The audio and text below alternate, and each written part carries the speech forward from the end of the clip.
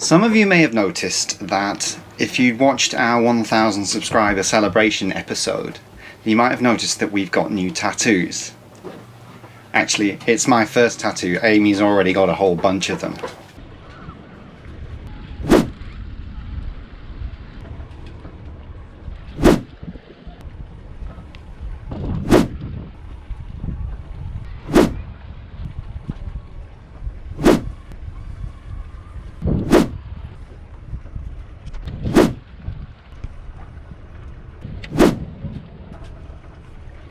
But one of my tattoos actually seemed to be fate, and I got this one well before meeting Martin 5 years ago. And it's the one on her right shoulder.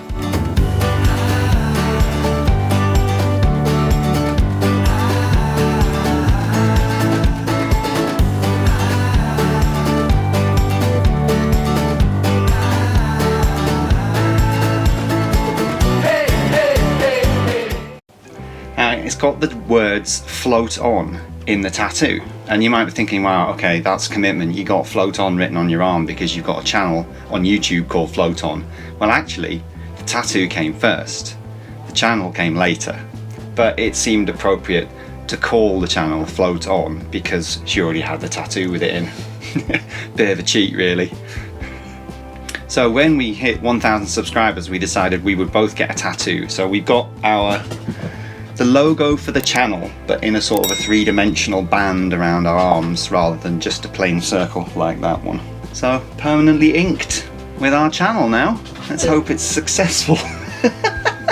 There's no stopping us now. No.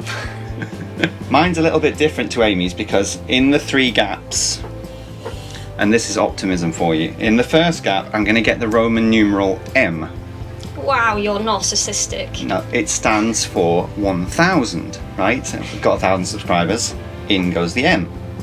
The next gap is going to have an X with a line across the top. What's that for?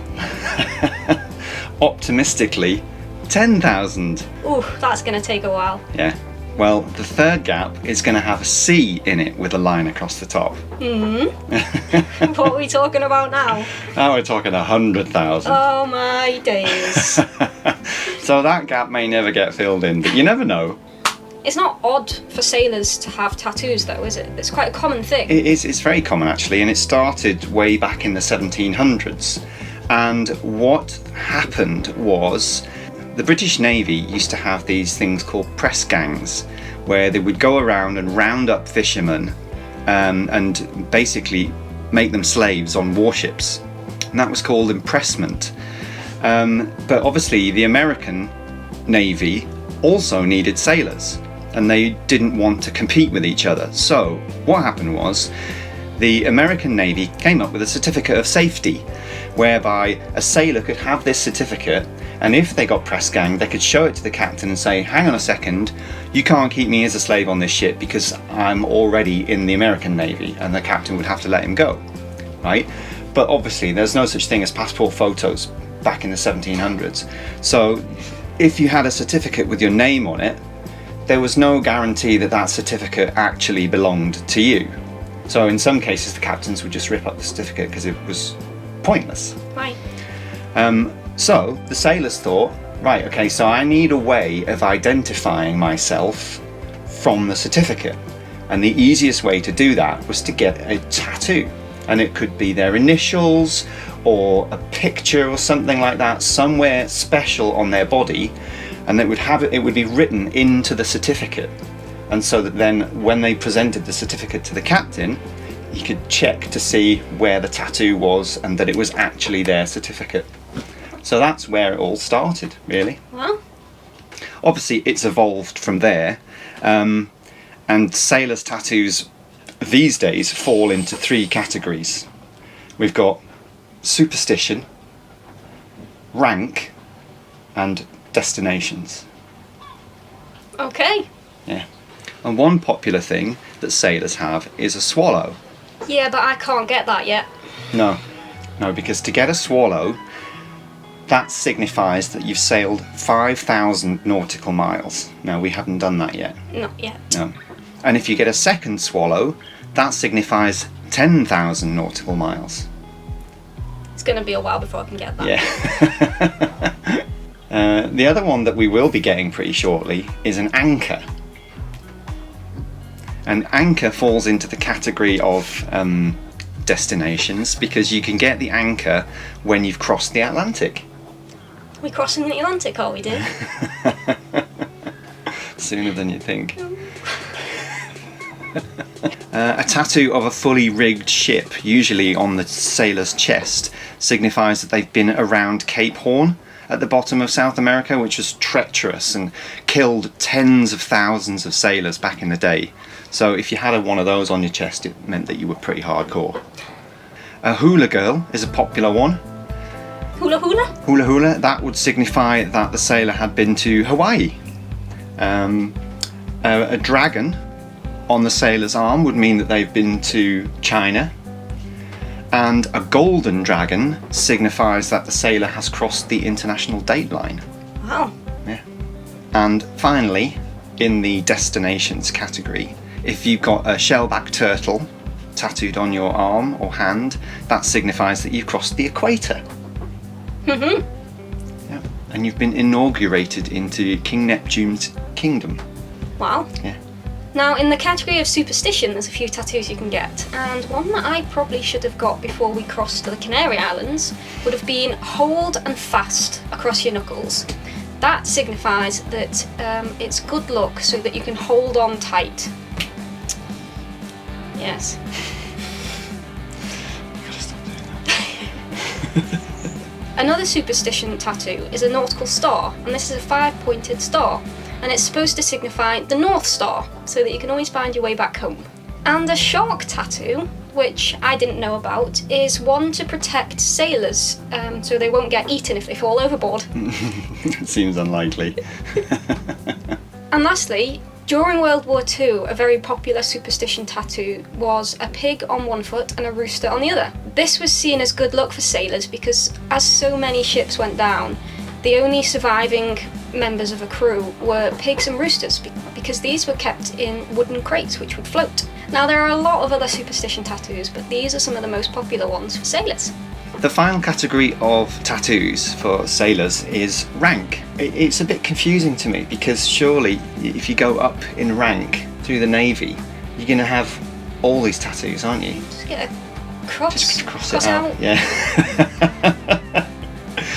So the lowliest deckhand would be signified by a tattoo around the wrist, and it looks like rope and then with a knot in it. The further up you got in the rankings, you could have crossed anchors in the web between your thumb and your finger to show that you were a bosun, which is the fella who is responsible for the upkeep of the ship and its equipment. I should get that then, shouldn't I? Yeah. Can you do all the washing up? Crossed cannons means that you served in the military, and the last rank tattoo that we can find is a harpoon, which means that you have been part of a fishing fleet. So there's not one for captain, or? I don't think so. I don't think captains, it's too lowly for a captain to be tattooed, isn't it? It's thought that tattoos were first brought to Europe by Captain Cook because he no, Cook, not Hook.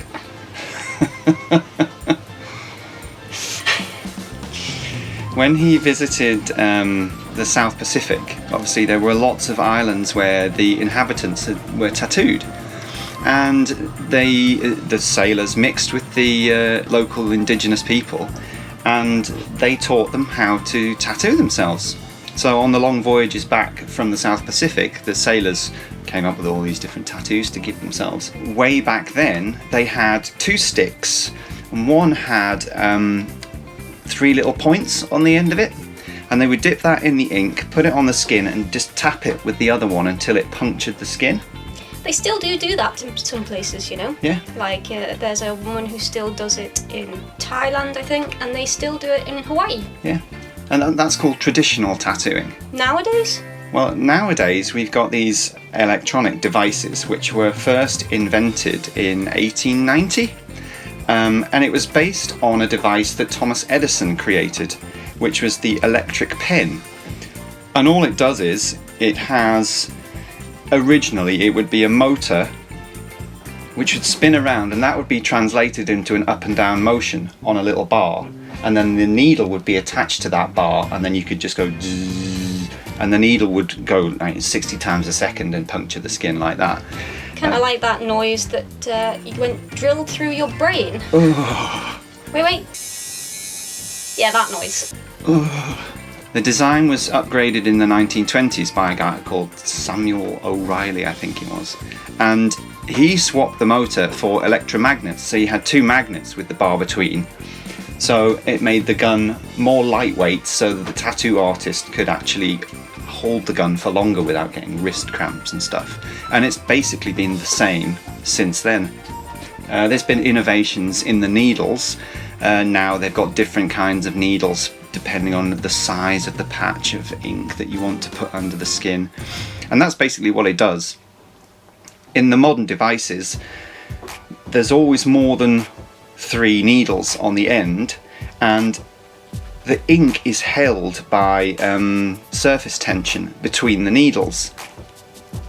When the needle punctures the skin, when the needle retracts, because the skin is more sticky to the ink, the skin sucks the ink down into the puncture holes. And there's 3 layers to the skin. The first is the epidermis, which is the bit on the top, and then underneath that you've got the dermis, which is the bit that holds all the skin, the hair follicles and stuff, and that's where the ink is deposited. Once the ink is in that dermis layer, it's there forever. It's there forever. Yeah. So after your last experience, well, your first experience, you gonna get another one? Not a chance. So first and last. First and last. Whew. It's not for the faint-hearted. Oh, you big baby. Thanks for watching, guys. If you enjoyed this video, give us a like and subscribe. Help us make more videos like this by joining our Patreon family.